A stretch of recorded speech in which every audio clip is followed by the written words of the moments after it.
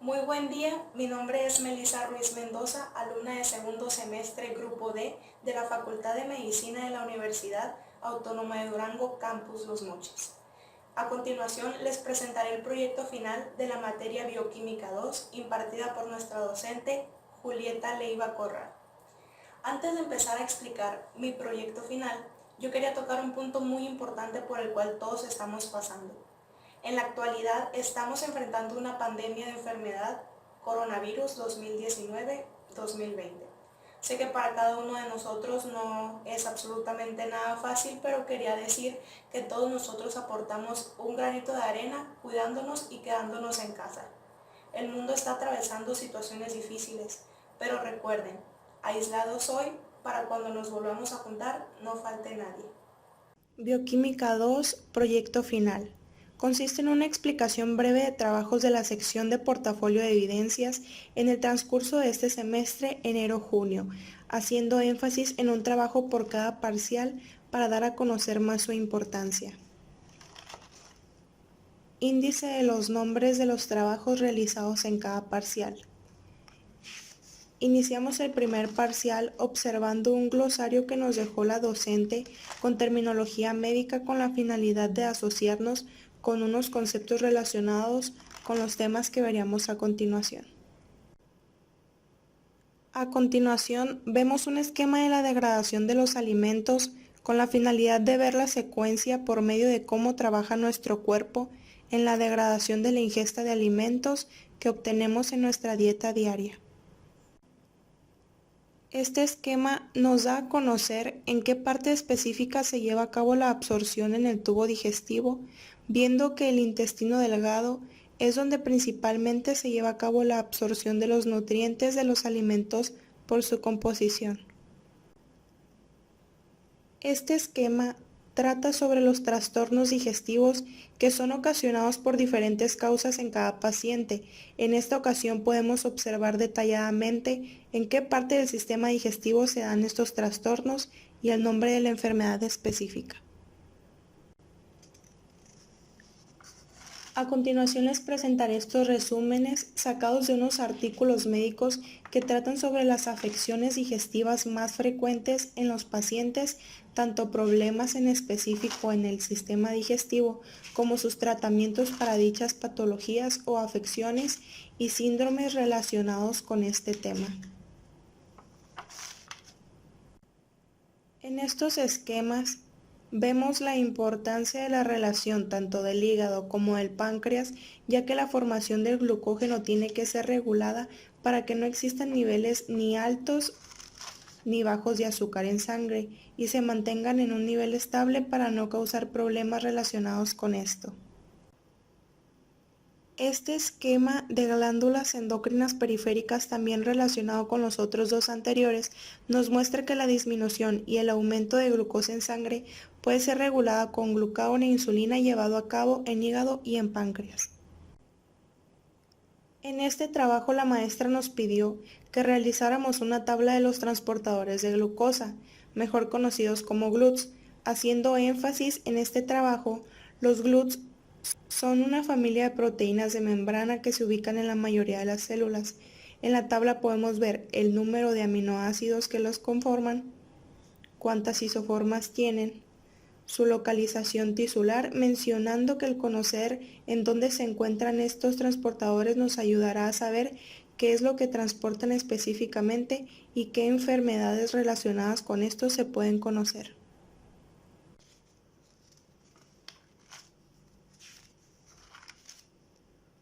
En este esquema vemos el tema de la glucólisis. La glucólisis es la ruta metabólica encargada de oxidar la glucosa con la finalidad de obtener energía por la célula. Consiste en 10 reacciones enzimáticas consecutivas que convierten a la glucosa en 2 moléculas de piruvato, el cual es capaz de seguir otras vías metabólicas y así continuar entregando energía al organismo.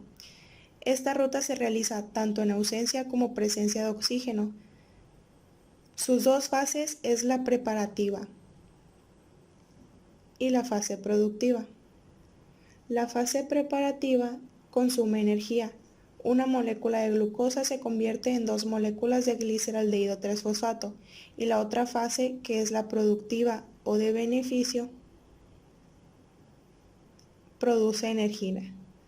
Gliceraldehído 3-fosfato se convierte en piruvato. Comenzando haciendo énfasis en el primer tema del segundo parcial, el famosísimo ciclo de Krebs.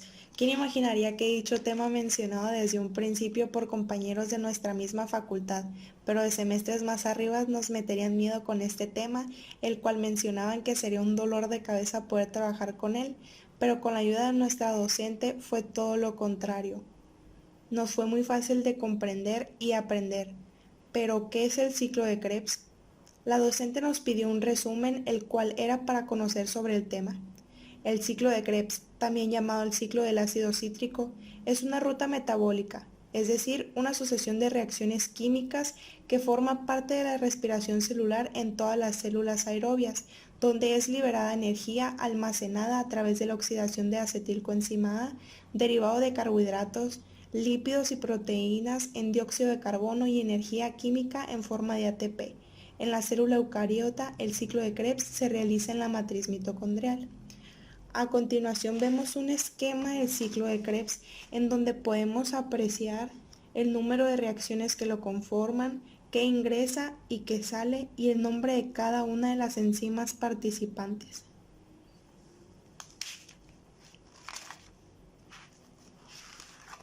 Puse este dibujo en mi proyecto final, haciendo mención que era una participante del ciclo de Krebs, en este caso una molécula de agua, pero la historia detrás de este dibujo me pareció muy conmovedor, ya que apenas estaba iniciando la cuarentena y la mayoría de mis compañeros estábamos muy desconcertados por dicha situación, pero la maestra hizo una actividad de publicar una foto para poder relajarnos y desestresarnos un poco para no pensar tanto en ese tema. Otra de mis actividades favoritas en el segundo parcial fue hacer un dibujo animado que la maestra nos encargó de cualquier ruta metabólica a nuestro gusto. Yo elegí el ciclo de Krebs porque me gusta la función que hace este en nuestro cuerpo. Después tenemos este cuadro comparativo sobre los temas de beta oxidación y síntesis de ácidos grasos, en la cual tocábamos puntos de dónde se lleva a cabo, el tipo de reacción que realizan, cuántas reacciones participan, etcétera, para así poder ver la relación que tienen, qué es lo que comparten en específico y qué no. Después tenemos un resumen de la cadena respiratoria. La maestra nos dejó investigar sobre el tema para poco a poco ir familiarizándonos con temas nuevos, la cadena respiratoria, así como de los productos de degradación de otros compuestos de origen endógeno. La continuación de este resumen es sobre el tema de fosforilación oxidativa, también con la finalidad de ir conociendo el tema y sus conceptos y palabras nuevas. Para terminar el segundo parcial les muestro esta tabla, el cual fue un ejercicio en clase virtual de la comparación de ATP producidos y ATP totales que se encuentran en la glucólisis, formación de acetilcoenzima A y ciclo de Krebs. Comenzando el tercer parcial,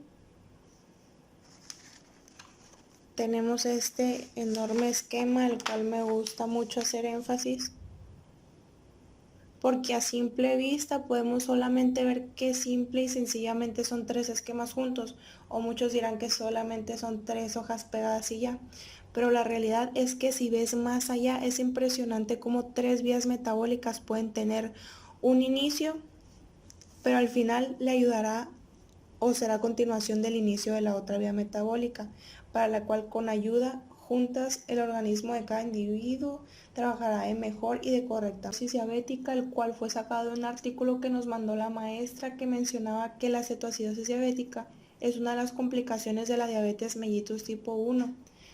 Se caracteriza por la tríada bioquímica de hiperglucemia, acidosis metabólica y cetonemia con cetonuria.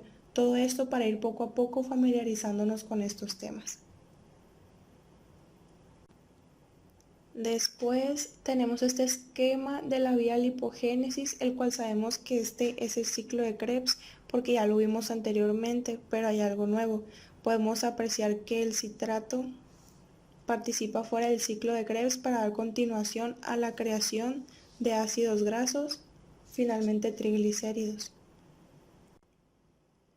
Este esquema de la síntesis de colesterol se basa en 3 etapas. La primera es que la acetilcoenzima A través de reacciones y de ayuda con enzimas como la tiolasa, HMG-CoA sintasa y HMG-CoA reductasa se convierten en mevalonato. En la segunda etapa de este esquema, el mevalonato se convierte a escualeno en una secuencia de 8 reacciones y por último, aquí está el escualeno. Por último, la tercera etapa, que es la etapa final, el escualeno se convierte en colesterol mediante una serie de pasos en los cuales se involucra la enzima ciclasa. Antes de convertirse en colesterol, aquí podemos ver que es la anosterol. Después tenemos este resumen de un artículo sobre la aterosclerosis y colesterol sérico, el cual mencionaba la definición de aterosclerosis. También mencionaba términos en los cuales tendríamos que investigar y leer el artículo para poder aprender sobre las patologías relacionadas con el colesterol.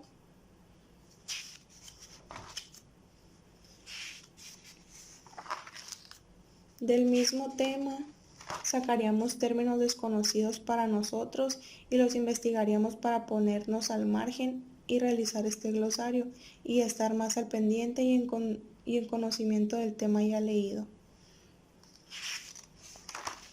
En esta actividad del cuestionario de metabolismo de lípidos, la maestra nos las dejó por la plataforma de estudios, que es un cuestionario para relacionarnos con este mismo tema y es muy didáctico para conocer los términos y relacionar las características que se diferencian de este tema.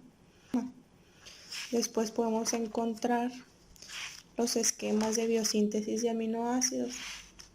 En estos esquemas, los cuales la maestra requirió que los hiciéramos en hoja blanca para poder leer uno por uno y saber la importancia que se mencionaba en cada uno. Cada aminoácido tenía su relación específica con otro y en cada esquema nos mostraba más a detalle cada relación que tiene el uno y el otro. Luego aquí el catabolismo de aminoácidos y su relación con el ciclo de Krebs. En este esquema podemos ver cómo el ciclo de Krebs trabaja con cierto tipo de aminoácidos que van ingresando en él a través de reacciones ya vistas anteriormente.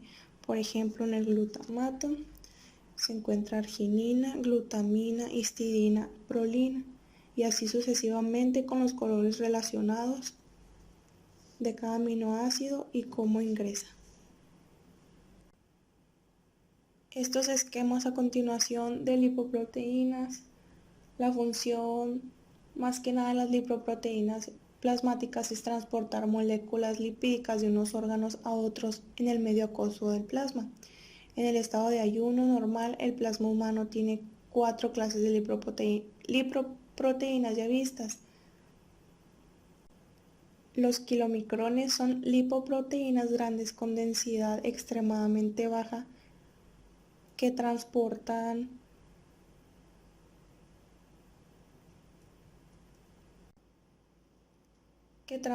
los lípidos de la dieta desde el intestino hacia los tejidos. Las VLDL son lipoproteínas de muy baja densidad, se sintetizan en el hígado y se transportan lípidos a los tejidos. Las LDL son lipoproteínas de baja densidad, transportan colesterol a los tejidos donde hay receptores de LDL, y las HDL por último son lipoproteínas de alta densidad, también se producen en el hígado y eliminan de las células el exceso de colesterol, llevándolo al hígado, único órgano que puede desprenderse de este, convirtiéndolo en ácidos biliares. Aquí se muestra este esquema de la regulación de la biosíntesis del colesterol, 3 de la HMG-CoA reductasa y la síntesis de ácidos y sales biliares ya mencionados anteriormente. Para finalizar, el último trabajo del tercer parcial es sobre el ciclo de la urea. Este es el proceso metabólico en el cual se procesan los derivados proteicos y se genera urea como producto final. si no se reutilizan para la síntesis de nuevos aminoácidos. Por último, haciendo mención de la bitácora de laboratorio, comenzamos con la práctica número 1, que era la RPBI, y nos introdujeron en cómo saber lo de los residuos biológicos infecciosos peligrosos, la clasificación de los generadores, que se dividía en 3 niveles, el tipo de envase en donde deberíamos de echarlos, el color. La práctica número 2 fue la extracción de sangre, la cual recuerdo que la mayoría de nuestros compañeros, incluyéndome, nos sentíamos un poco nerviosos por ser la primera vez que sacábamos sangre. La práctica número 3 fue la glucemia en sangre, caracterizada por la medida de la concentración de glucosa libre en sangre. En esta práctica hicimos 2 procedimientos en uno. Uno fue la determinación de glucosa en suero por el método mediante el kit enzimático, y la otra fue conocer lo mismo, solamente que determinaciones más rápidas con el glucómetro y tiras reactivas. La práctica número 5 fue la determinación de triglicéridos en sangre mediante el método de kit colorimétrico enzimático. El objetivo era determinar de la concentración de triglicéridos en sangre mediante este mismo kit. Esta es continuación de la práctica anterior, que es una reseña de por qué tenemos los TAG elevados en sangre. Comenzando el tercer parcial, empezamos con la determinación de colesterol total. Mencionado que el colesterol HDL era el bueno, colesterol LDL en suero era el malo. Mencionábamos aquí en una tabla el colesterol total, marcándolo como deseable, alto y muy alto por la valoración de los números, considerando si es bueno o malo respecto a tenerlo en sangre. Estos esquemas relacionados con las prácticas pasadas. En esta práctica determinamos cuantitativamente las proteínas totales en suero. En esta otra fue determinación de creatinina en sangre para el método colorimétrico cinético.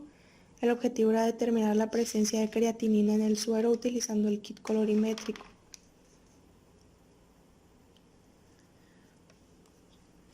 Por último, la determinación de ácido úrico en sangre por el método enzimático colorimétrico. El objetivo era determinar cuantitativamente la presencia de ácido úrico en sangre. Y esto sería todo por la bitácora de laboratorio del segundo semestre